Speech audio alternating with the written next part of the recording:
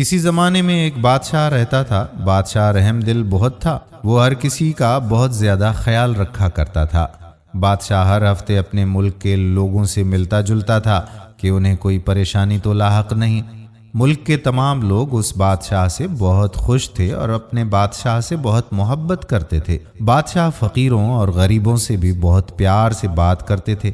لیکن بادشاہ کا ایک وزیر بھی تھا جو بہت گھمنڈی تھا اور بدمزاج شخص تھا۔ وزیر بننے کے بعد طاقت اور دولت کی ذمہ داری اس کی تھی۔ اتنی دولت نے اس کا دماغ ہی خراب کر کے رکھ دیا تھا، اور وہ کسی بھی غریب سے بات تو کیا سلام تک بھی لینا پسند نہیں کرتا تھا، اور وہ ہر شخص کو بری نظر سے دیکھتا تھا۔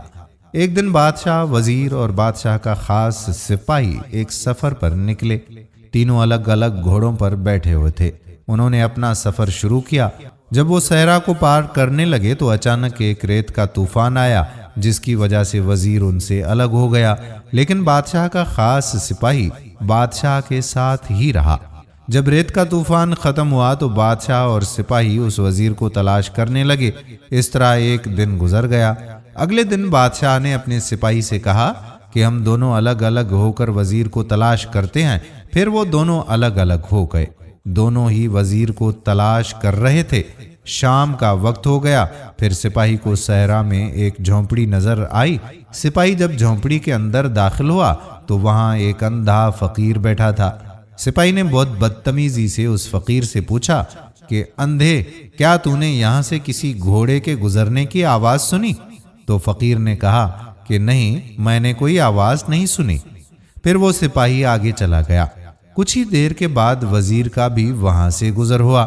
وزیر جب جھونپڑی کے اندر گیا تو اس کو وہی اندھا فقیر ملا۔ اس نے فقیر سے بہت بدتمیزی سے پوچھا کہ اوے فقیر، کہ کیا تم نے یہاں سے کسی کو گزرتے ہوئے سنا؟ اس نے جواب دیا کہ نہیں، میں نے نہیں سنا۔ پھر کچھ دیر کے بعد بادشاہ کا بھی وہاں سے گزر ہوا۔ جب بادشاہ جھونپڑی کے اندر گیا تو بادشاہ نے انتہائی ادب سے فقیر سے پوچھا کہ کیا شاک صاحب، آپ نے یہاں سے کسی گھوڑے کی آواز سنی ہے؟ تو فقیر نے کہا جی ہاں جناب، پہلے آپ کا سپاہی گزرا اور پھر آپ کا وزیر۔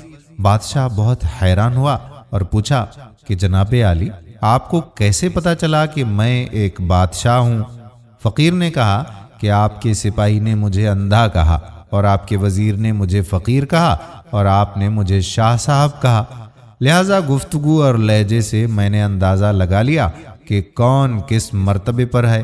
بادشاہ فقیر کی باتوں سے بہت خوش ہوا۔ جب بادشاہ واپس محل گیا تو اس نے سپاہی کو فقیر سے ہونے والی گفتگو کی وجہ سے سزا دی۔